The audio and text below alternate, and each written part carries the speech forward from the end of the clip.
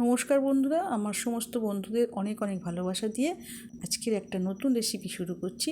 তোমরা আমার সঙ্গে থাকো, সাথে থাকো, প্রথম থেকে শেষ পর্যন্ত প্লিজ দেখো। আর দেখো, কিছুটা পরিমাণ মুগের ডাল নিয়েছি। এটাকে আমি শুকনো কড়ায় ভেজে নিয়ে আর ঢেলে রাখছি। তো এটাকে আমি গরম জল দিয়ে ধুয়ে নেব, মানে জল দিয়ে ধুয়ে নেব। আর কড়াতে একটু জল দিলাম সিদ্ধ করার জন্য। জলটা গরম হলে তারপর আমি এই ডালটা ধুয়ে নিয়ে আর কড়ার মধ্যে দিয়ে দেবো। আজকে আর তেলে ভাজলাম না, কারণ একটা রেসিপিটা অন্যরকম করব, সেই জন্য আর তেল দিয়ে ভাজলাম না। তো যাই হোক, তো ভাজা হয়ে গেছে, ধোয়াও হয়ে গেল। এইবার আমি সিদ্ধ করব, কড়াতে ছেড়ে দেবো। আর তার জন্য দেখো আমি কি রেডি করেছি। কিছুটা পরিমাণ নিয়েছি ধনেপাতা, আদা বাটা, ধনে, আর হচ্ছে টমেটো পেস্ট করেছি, আর আছে ধনেপাতা। দেখো, দিয়ে ভালো করে আমি হাফ সিদ্ধ হয়ে গেছে। এর মধ্যে আমি ডালের মধ্যে ঢেলে দিলাম। ঢেলে দিয়ে ভালো করে নাড়াচাড়া করে শুকনো করে নেবো। দেখো, এতে একটু নুন দেওয়া হয়নি, নুনটা দিয়ে দিলাম, হলুদ দিলাম। আর একটু কাঁচা লঙ্কা দেবো না, কারণ কাঁচা লঙ্কা তো খাবার সময় যদি জিভে পড়ে যায় তাহলে ঝাল লাগবে। তো সেই জন্য একটু গুঁড়ো লঙ্কা দেবো। দেখো, একটু সেদ্ধটা কম হয়েছে, সেই জন্য আর একটু জল দিয়ে দিলাম, গরম জল, আর একটু এর সঙ্গে গুঁড়ো লঙ্কা দিয়ে দিলাম। দিয়ে ভালো করে শুকনো করে সেদ্ধটা করে নেবো, শুকনো শুকনো করে নিতে হবে। তো নাহলে এই রেসিপিটা শুকনো শুকনো না হলে শক্ত করতে হবে আর কি, না হলে কিন্তু রেসিপিটা করা যাবে না। আর একটু স্বাদের জন্য বাতাসা দিয়ে দিলাম, টেস্টি হবে। যাই হোক, হয়ে গেছে সব। তো সেদ্ধ হয়ে গেছে। এইবার আমি কড়াতে একটু তেল দিয়ে আর জিরে দিলাম, দিয়ে ভালো করে ভেজে নিতে হবে। জিরেটা ভালো করে ভেজে নিতে হবে। তো ভালো করে ভাজা হয়ে গেলেই দেখো ডালটা সেদ্ধ হয়ে গেছে। এইটাতে আবার আমি দিয়ে নাড়াচাড়া করে নেব। নাড়াচাড়া করে নিয়ে শুকনো শুকনো করে নেব।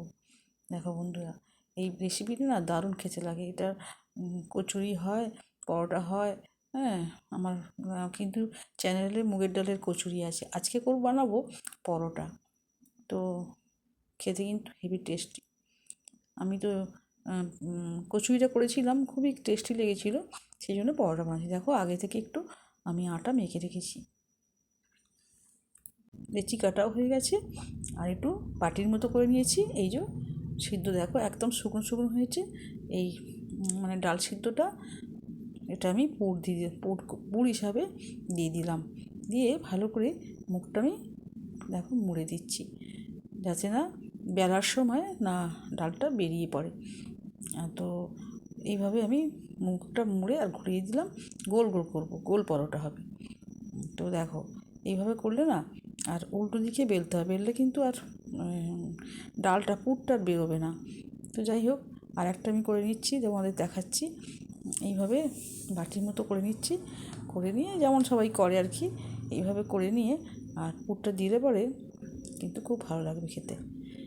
পুরটা না বেরোলেই ভালো লাগবে আর কি। তো যাতে না বেরোয় সেই দিকে আমি তার জন্য সেই রকমভাবে পুরটা দিয়ে মুড়ে দেবো। তো বন্ধুরা, কেমন হয়েছে তোমরা একটু কমেন্ট করো। আমার কমেন্ট পড়তে সত্যিই খুব ভালো লাগে। তোমাদের কমেন্ট ভালো হলে বলবে, খারাপ হলেও বলবে। আমি সেটা তোমরা তো বন্ধু, ভালো বন্ধু হতেই পারে। আমার রান্নার মধ্যে তো দোষ ত্রুটি থাকতেই পারে, আর তোমরা বন্ধু, তোমরা বলতেই পারো, আমার ভুলটা আমার ধরে দিতে পারো, আমি খুব খুশি হব।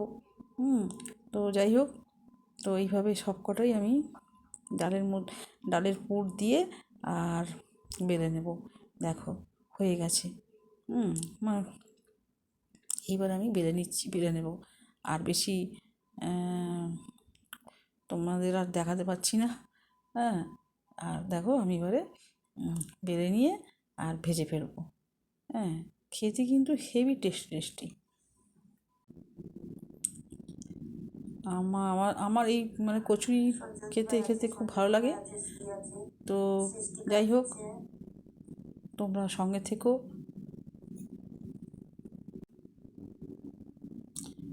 তো রাতে ডিনারের জন্য বা টিফিনের জন্য সত্যি খুব ভালো লাগবে খেতে। তো করে ফেললাম, বেলে ফেলছি। এবার কিন্তু ভেজে ফেলবো। তো তোমাদের এক হাতে তো করা যায় না, সেই জন্য দেখালাম খুব কষ্ট করে। আমার স্ট্যান্ড আছে, সব আছে, কিন্তু আমার মানে সেটা আছে আমার ওপর ঘরে, সেই জন্য আবার উঠতে হবে, এই জন্য আমার কষ্ট হবে। আমি এই জন্য কষ্ট করে এক হাতে ধরেই করি। স্ট্যান্ডটা আমার নামাতে রান্নাঘরটা নিচে, রান্নাঘরে আনতে আমার মনে থাকে না। আর সেই জন্য আনা হয়নি।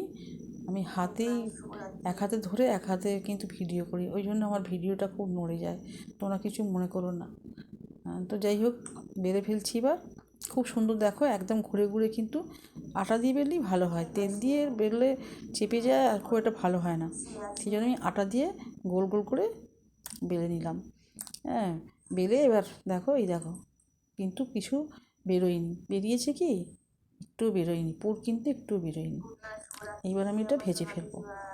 কড়াই তেল দিয়েছি, সাদা তেল দিয়ে, আর তেলটার গরম হয়ে গেলে যেভাবে পরোটা ভাজে আর কি, সেইভাবেই ভেজে ফেলবো একসঙ্গে। কিন্তু একটা করে ভাজলে খুব ভালো হয়, কিন্তু আমি 2-3টে করেই ভেজে ফেলবো। সময় খুব রাত্রি হয়ে গেছে, 10:30 বাজে, তো ভিডিও করছি একটু, সেই জন্য তাড়াতাড়ি করে আমি 2-3টে করে একসাথে দিয়ে ভেজে নেব। প্রথমটা আমি একটাই করলাম, এরপর 2-3টে চাপিয়ে দেব, দিয়ে তাড়াতাড়ি ভেজে নেব। যাই হোক, আমি এইভাবেই সমস্ত মানে মুগ ডালের পরোটাগুলো বানিয়ে নেব। তোমরা কেমন হয়েছে একটু বলো। আর বেশি কথা বলবো না, আমার কিন্তু ভিডিওটা শেষের দিকে, তো অনেক কথা বলে ফেললাম। দেখো সব হয়ে গেছে, এই 1-2 কিন্তু বেরিয়ে গেছে ডাল ভাজতে গিয়ে, বেলতে গিয়ে নয়, ভাজতে গিয়ে আর কি কেটে গেছে খুন্তিতে। তারপর কিন্তু আর একটাও কিন্তু বেরোয়নি।